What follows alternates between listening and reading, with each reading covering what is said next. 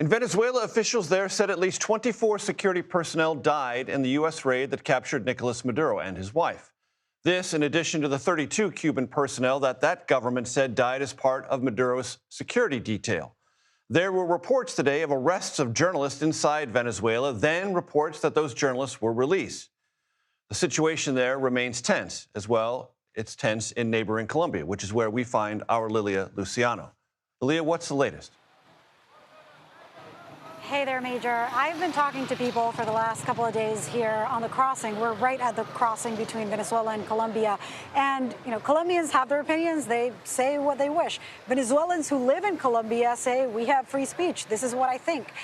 The vast majority of people we've approached who are Venezuelan, and even including some who live here in Colombia that we see and we talk to coming out of Venezuela, do not want to speak at all about what is happening in Venezuela unless they are supporting the Maduro regime.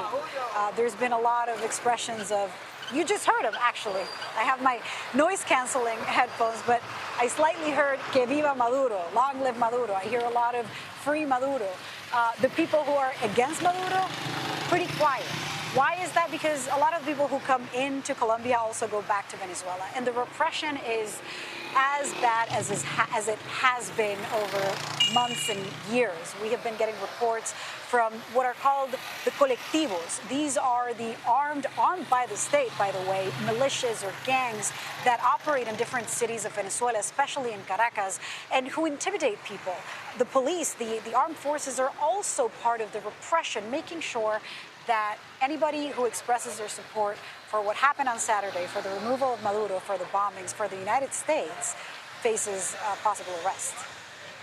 To that point about formal and informal means of intimidation inside Venezuela, I want to bring you, Lilia, and our audience, a new exclusive CBS Evening News interview conducted by our colleague Tony DeCopel, who spoke with Venezuelan opposition leader Maria Corina Machado. Here is part of their conversation. The deputy of Maduro, a vice president of his, Delcy Rodriguez, is now the interim president. She is in charge. Some people in the U.S. say she's a moderate, that she's going to cooperate with the U.S. What do you think? Do you think she's the right person to lead Venezuela right now? Everybody in Venezuela and abroad knows perfectly who she is and the role she has played. She was sanctioned by the United States government because of the corruption and all the involvement she has in criminal activities. Beyond that, she has been the architect, one of the main architects and director of the torture centers in Venezuela, of repression towards our innocent people. And the main link, the main actor that has relations with Russia, with Iran, and other countries that have, obscure criminal activities in Venezuela. So certainly she's nothing but like a moderate. I think it's evident the United States has instructed her to take certain actions regarding further dismantling of the criminal structure as a path forward towards a complete transition to democracy in Venezuela. It sounds like you're saying she's done a lot of bad in the past, but now she is a puppet of the United States. Well, I will not speculate once again. I think she is in a very critical position because nobody trusts her. Nobody. Lilia, you are very dialed in that region and have experience inside Venezuela. What do you make of what you just heard?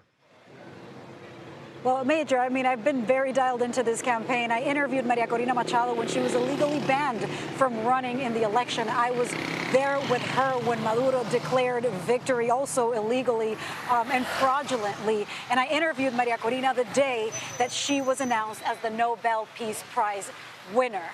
And this woman has been through it all. She knows exactly the capacity of intimidation, of repression, that the regime of Venezuela can instill on the people. Something that really caught my attention there was in Tony's question, actually, the idea that Delcy, he thought, well, are you saying that she's a puppet of the United States? That's such an interesting term because it seems to me that the reason why Delcy is there is to send the message to the Venezuelan people that it is not a puppet of the United States who's going to run the country.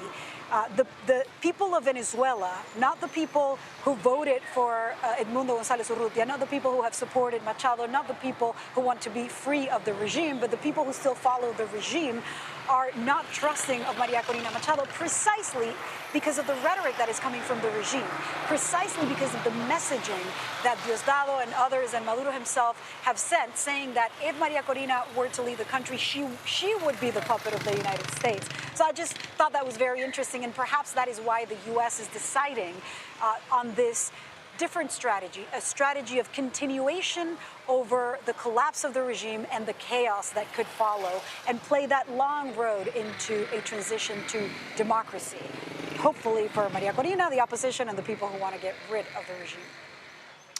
Lilia Luciano, thank you so much for that context and all your excellent reporting.